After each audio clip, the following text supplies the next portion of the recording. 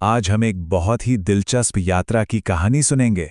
एक ऐसा सफर जो सिर्फ एक जगह से दूसरी जगह तक का नहीं था, बल्कि ये एक भक्त के मन के अंदर का सफर था। कहानी है अक्रूर की और उनकी मथुरा से वृंदावन की यात्रा। ये सिर्फ कुछ मीलों का फासला नहीं था, बल्कि ये भक्ति की गहराइयों में उतरने का एक अद्भुत अनुभव था। तो चलिए इस दिव्य यात्रा को और करीब से जानते हैं।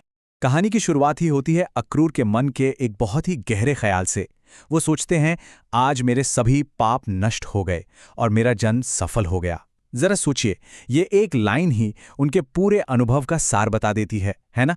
एक ऐसी भावना जो उम्मीद और एक तरह की आध्यात्मिक आज़ादी से भरी हुई है।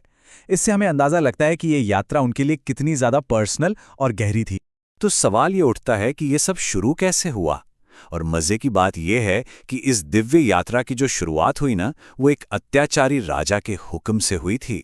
अब यहाँ जो बात है वो बहुत ही दिलचस्प है, एक तरह का ड्रामा है। देखिए, एक तरफ है राजा कंस, जिसे भगवान का दुश्मन माना जाता है, और वो हुक्म देता है कि कृष्ण और बलराम को मथुरा लाया जाए।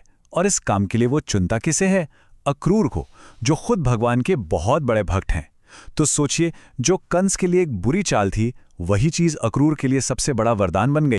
और यहीं पे अक्रूर की सोच वो कमाल की है।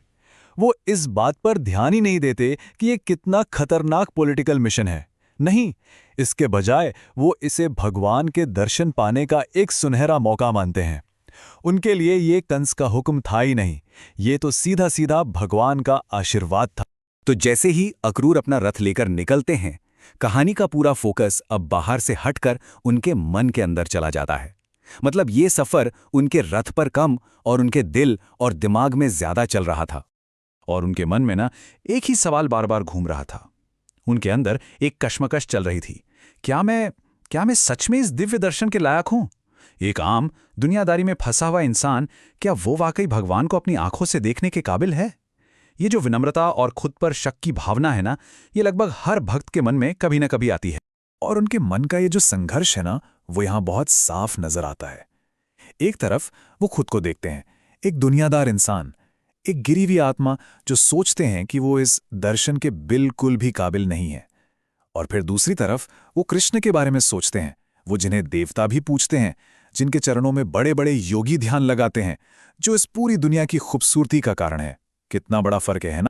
लेकिन फिर उनके ख्यालों में एक मोड़ आता है। वो खुद को समझाते हैं, कहते हैं, लेकिन इन सब बातों को छोड़ो, मुझ जैसे गिरे हुए इंसान को भी शायद एक मौका मिल जाए। आखिरकार समय की इस बहती नदी में कोई ना कोई तो किनारे पहुंचता ही है। मतलब अपनी सारी कमियों के बावजूद उनकी जो आस्था थी वो जीत जाती है। वो इस उम्मीद से भर जाते हैं कि शायद उन पर भी कृपा हो जाए। तो मन की इस पूरी उथल पुथल के बाद अब देखते हैं कि जब अक्रूर आखिरकार अपनी मंजिल यानी वृंदावन पहुंचते हैं तो क्या होता है। और यहां उनकी भक्ति एक बहुत ही टैंजिबल, मतलब एक असली रूप ले लेती है। और ये बहुत ही पावरफुल मोमेंट है। सोचिए, अक्रूर को सबसे पहले कृष्ण नहीं दिखते, बल्कि जमीन पर उनके पैरों के निशान दिखाई देते हैं। और वो भी कोई आम निशान नहीं, धूल में कमल, जौ और अंकुश जैसे पवित्र चिन्ह बने हुए हैं। इन पद चिन्हों को देखते ही वो समझ जाते हैं कि वो एक पवित्र धरती पर आ पहुंचे हैं। और फिर आता है इस यात्रा का सबसे इमोशनल पल। उन निशानों को देखकर अक्रूर सब कुछ भूल जाते हैं, अपना पद, अपना रथ, सब कुछ। और वो रथ से नीचे कूद पड़ते हैं और उस पवित्र धूल में लौटने लगते हैं, चिल्लाते हुए कि ये मेरे स्वामी के चरणों की धूल है। ये शुद्ध भक्ति का एक ऐसा रूप है जिसे शब्दों में बताना भी मुश्किल है। तो अब तक की जो यात्रा थी, जो इंतजार था, जो मन में उथल पुथल थी, वो सब एक बहुत ही प्यारे गर्मजोशी वाले पल में खत्म होने वाली है, जब अक्रूर पहली बार कृष्ण और बलराम से मिलते हैं। और जब अक्रूर की नज़र उन दोनों भाइयों पर पड़ती है तो एक बहुत ही खूबसूरत तस्वीर सामने आती है। सांवले कृष्ण पीले कपड़ों में और गोरे बलराम नीले कपड़ों में। उनकी सुंदरता, उनका जो दिव्य तेज था, वो ऐसा था कि कोई भी बस उन्हें देखता ही रह जाए।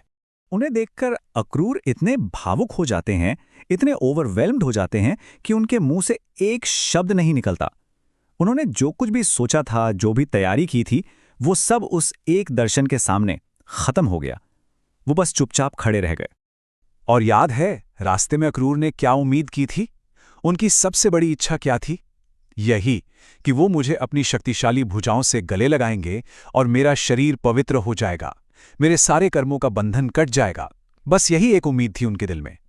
और फिर ठीक वैसा ही होता है। कृष्ण, जो सब जानते हैं, वो अक्रूर को पहचान लेते हैं।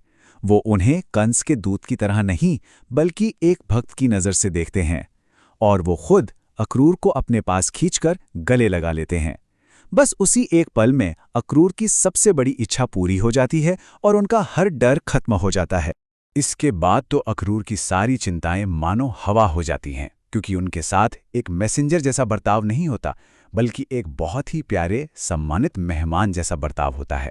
जरा सोचिए कि उनका स्वागत कैसे होता है।